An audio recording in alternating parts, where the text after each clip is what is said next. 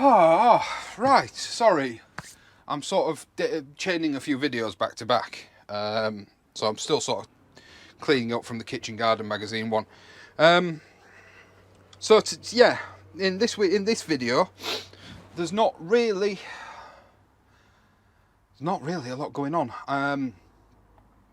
There's a sweet corn veg prep, and the polytunnel is a state. You're going to see that in a second.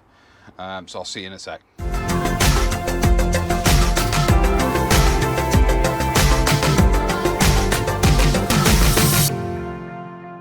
First things first, you're going to see rust from the past, sorting out the second sweet corn bed and planting up the second sowing of sweet corn. Looks like it's been a lot more successful this second sowing, but you can see for yourself in a sec. So over to rust from the past. So this is a bed that has gone to rack and ruin, it really has. You see I've got the beans in, they're actually quite happy. The beans behind me are growing, but once again need a fair weeding out. Regular viewers will have seen my video in the week as to why that has happened and why this is happening. You know, rubbish is everywhere.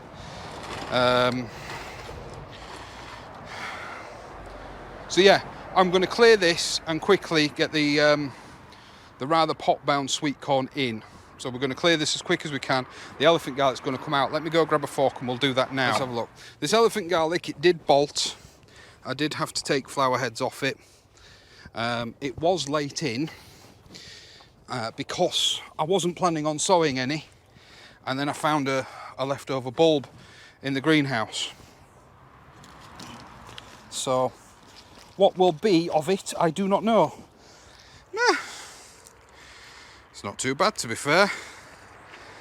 Not too bad. First one out. So a bit of size comparison there, my fist. I'm a big lad, those of you that know me know I'm a big lad. And that's alright if it's split. I can't tell if it's split. But I'll get these home and in the greenhouse to dry.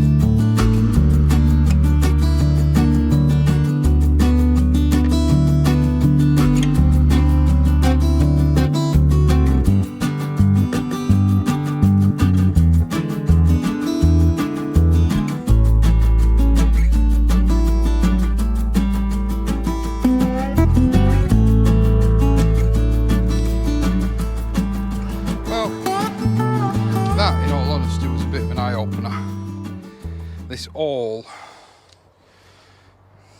came out a lot easier than I thought. Yeah, everything was a lot easier than expected, so I'm quite happy with that, obviously.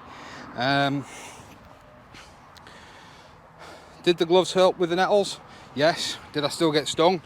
Yes. I'm not going to bore you with all the details of how to plant sweet corn. I've already done that in another video. So I'm just going to go ahead, put some music on and get these planted. So I'll see you in a bit.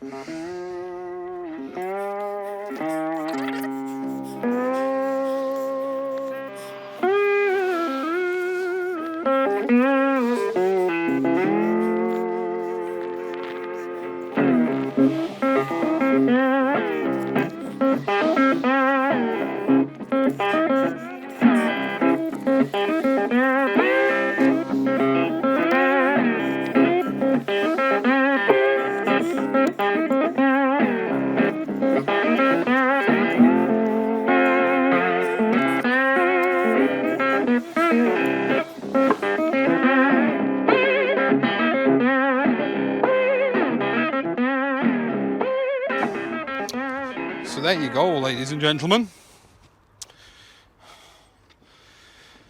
Sweetcorn, batch number 2 planted out. So in the hope that I will actually get a staggered crop by about a month, depending on whether or not summer ends up being long enough. So we've got the beans down the side. Beans and corn make good bedfellows, no problems with that. Got a little bit of space on the end, I might put some squash in. We'll have to see. I've got none left to sow really, but if someone wants to donate me some squash, I can put them in.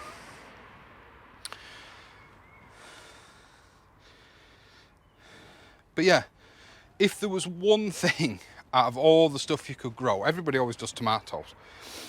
If there was one thing that I recommend dedicating a little 4x4 foot patch of your home garden to, it would be sweet corn. The taste, when you pull it straight off the cob and either cook it or eat it raw, because when it's that fresh you can, is unmatched by anything you can buy, frozen, fresh or otherwise. It is unparalleled.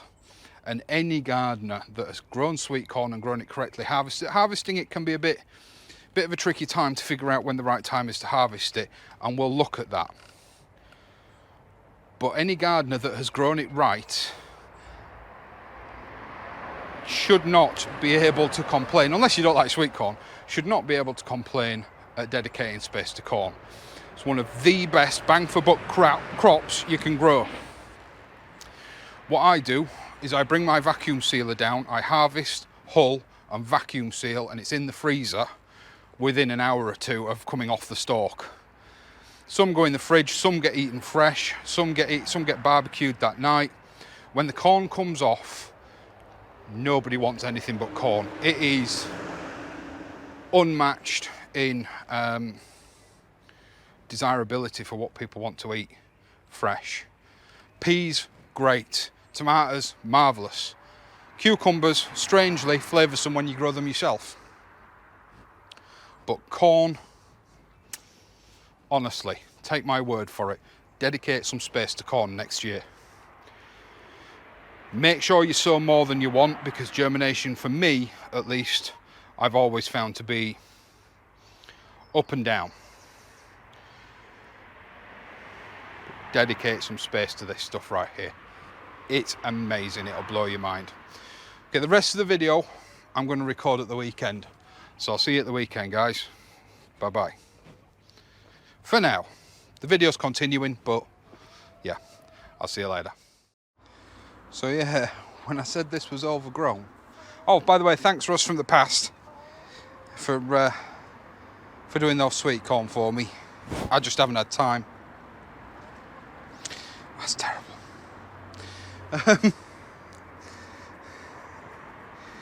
Yeah.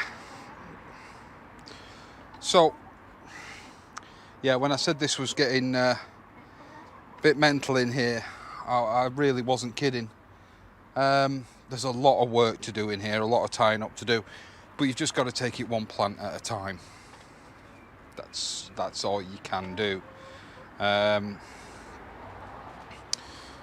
So I've got a lot of work I'm just going to crack on. It's just going to be another time lapse. All the other YouTubers have done, you know, side shoots, bottom leaves, pruning, feeding. It's been done to death by all the other YouTubers. Tomatoes are such an easy topic to cover on YouTube. I've done it twice. I'm not doing it a third time. So if you're wanting to know how to look after your tomatoes, this ain't the video for you. This is just a vlog. You know, it's just going to be me tidying up in here a little bit, and then we're going to move on. I think I've got time, as always. Time's against me. 4 o'clock. Yeah, I've loads of time. He says we'll see what time it is when we've done here. I need to head off from here about 7 o'clock tonight. But I would really like to get in here a good clean out. So I'm going to put my headphones in. I'm going to put you guys on time lapse. If I find anything to show you, I'll show you. I can't even find my secateurs. I need to You know, the grapevine's going absolutely ballistic this year. And I can't find my secateurs. You know, maybe I finally lost my expensive Felco secateurs. I'll be gutted if I have, because they're amazing. The best purchase I made for gardening with those Felco secateurs.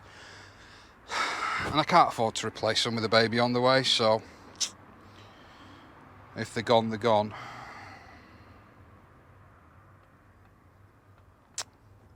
So anyway, yeah, I'm going to turn the time lapse on. I'm going to crack on. If we've got some time at the end of today's video, I'm going to do a little bit of container sowing, or planting into containers, because they're not sowing. They're established. They're ready to go. And then later in the week, one evening, I am going to do some container sowings. I've separated out a few containers. We're going to look at what options might be best for what size and shape of container. So that hopefully is going to we'll do that in the week. Yeah, there's nothing else for it, guys. I'm just going to crack on. I'll see you in a bit.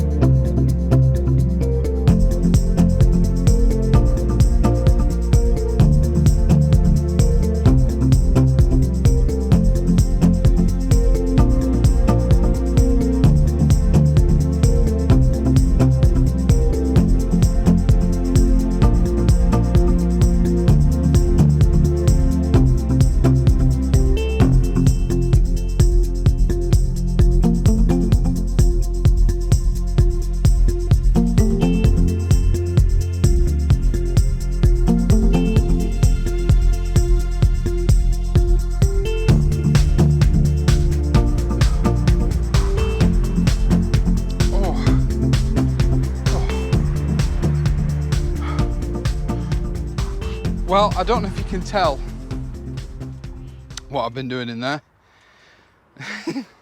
To me, it doesn't look any different. Hopefully the time lapse will show me otherwise. If not, it's bloody demoralising, because that was hard work. Hot, sticky. It's not hard work, it's made hard by the conditions of a polytunnel. And the conditions of a polytunnel being 7 foot, or being 6'2", and me being 6'2". It's an unpleasant condition in which to work. Weirdly, some of the tomato plants don't look right happy. I just want to, what we're going to do, I'm just going to very quickly show you the beefsteak that's here on the plot. The one that is the twin, loosely possible terms, to the one that I'm growing at home in the grow tent. I'm going to show you this one now. We're going to have a look. It's got fruit on it. We're going to have a look sort of at the overall height, the health, all that good stuff. Now this has had more consistent water, more consistent feeding, because it's all done automatically, than the one at home. I'd say, yeah, it's standing pretty straight, probably about 3 feet tall. And there's a fair few flowers on it, to be fair, and there's a couple of fruit. Don't worry about that in the bottom of your beefsteak tomatoes, guys. They're supposed to do that. Oh, that kind of thing. But you can see a bit of mottling down the bottom here. I don't think that's anything to worry about. It's just the lower foliage dying back. But it's about 3 foot tall overall. Quite healthy. The one thing I'm noticing this year is the lack of side shoots. Whew. Excuse me a second.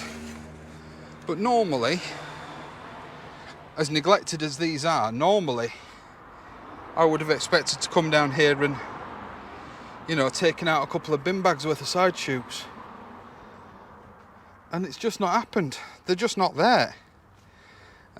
Yes, there was a few, but there was nowhere near what I would normally expect. However, regular viewers will know that these were quite late going in, so that's why some are a lot smaller than others, because the ones that are a lot smaller were very late in going in. And I'm trying a lot of different varieties this year, a lot of varieties I've never done before. So, yeah, I don't know. I would normally have expected to see a bit more flowering by now, but they've all got a little bit more upwards growing to do, and then I'll take the growing tips out. But for the most part, they're healthy enough. I realise that one needs another clip higher up on the plant. For the most part, they're healthy enough. Yes, they'd all fallen over. Yes, some of them had come out the clips and fallen over. I'm not sure if I'd do this string and clipping method again. I definitely prefer tying into canes. Definitely prefer tying into canes. But it's too late for me to change now. Even if I really wanted to, I suppose I'd probably struggle to get the canes. Yeah, it's too late for me to change the plan now. So we'll stick at it. The aubergines, not doing great. Some of them have taken, all three have survived, but they're not doing a great deal.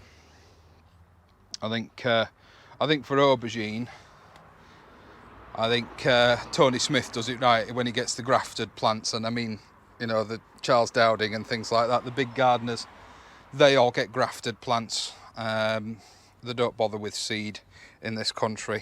So I think, you know, if you're going to do aubergines, I do think if you want in a decent yield, that perhaps grafted plants are the way to go. They're a bit more expensive, considerably more expensive actually, but they definitely seem to be worth it.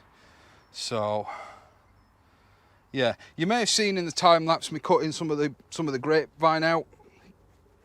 I'm not doing it this time because obviously I'm leaving, but all those cuttings you can trim down and you can put in water, and you're pretty much guaranteed them to root. It's so easy to multiply grape, so easy. So we've plenty of time, so I'm just going to do a little bit more tidying up, and then we're going to do one container because everything else is at home. So yeah, I'll see you in a bit. Right, well, as promised, in fact, I'm not going to look at it, I am going to do it. My first experiment, as it were, in container growing. Oh, let me get some gloves, so I've got to go shopping directly from here. Right.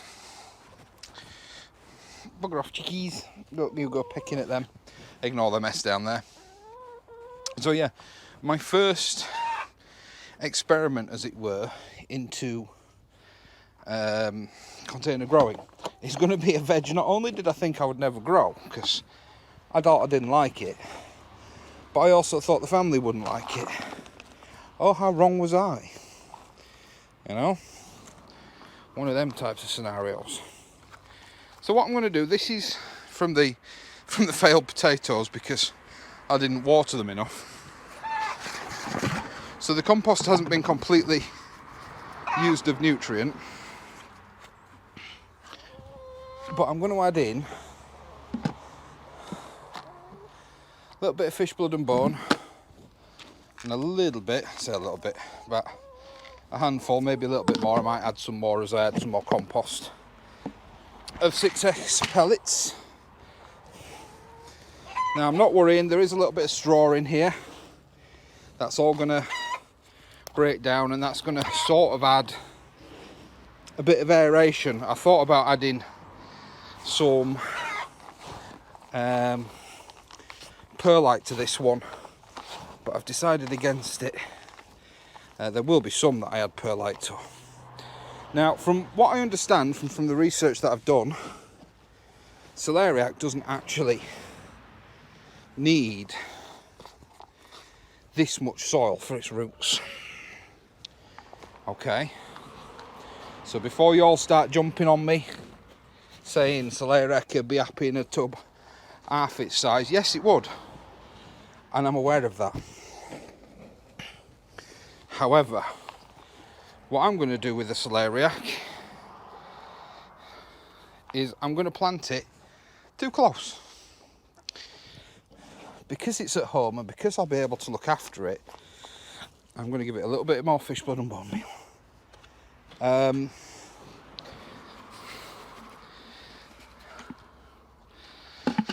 Because it's at home and because I'll be able to look after it,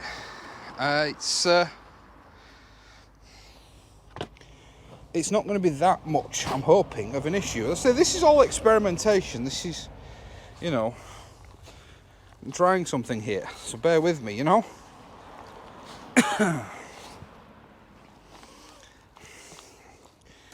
Bit more compost. So it's going to be overplanted. I'm going to put 3 celeriac in this one container here. So my theory is that hopefully the lack of sort of surface area, the fact that they're quite close together, will hopefully be negated a little bit by the fact that the roots can go down.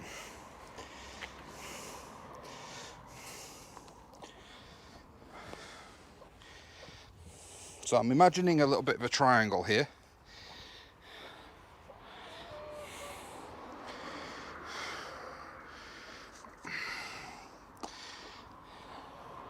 Now I know also celeriac is usually direct sown, but it's not too bad. It's not too unhappy if you transplant it, and if you transplant it carefully. Don't let your plants get too root bound. These look nice and healthy. Okay. Don't do it on such a shiny day. That's why I've picked quite a shaded spot in which to do it. And these have had a really big drink, so the soil's really nice and moist. So that's going to be, as promised, my first experiment with container growing. These guys are going to stay outside for a few days. I'm going to come up in the week and take them home. Because like I said, I've got to go from here to shop. In fact, you know what? I'll see if I can find something to put down in the back seat. Let's get them taken home. So for me, oh, that's not a great angle for you guys, is it? Might be if you don't want to look at me, I suppose. So from me, we've done some sweet corn, we've cleaned up the tomatoes, we planted out some celeriac, and I'm going to sort out the chickens after this. Can you guys see how many apples are on that apple tree? It's absolutely laden, absolutely laden. I'm going to have to go through and take some off. I was hoping for a bit of April drop, not April drop, June drop. Is it June drop or is it even July drop? So they might not do it yet. The one down the bottom's done it. This one has not dropped a single apple.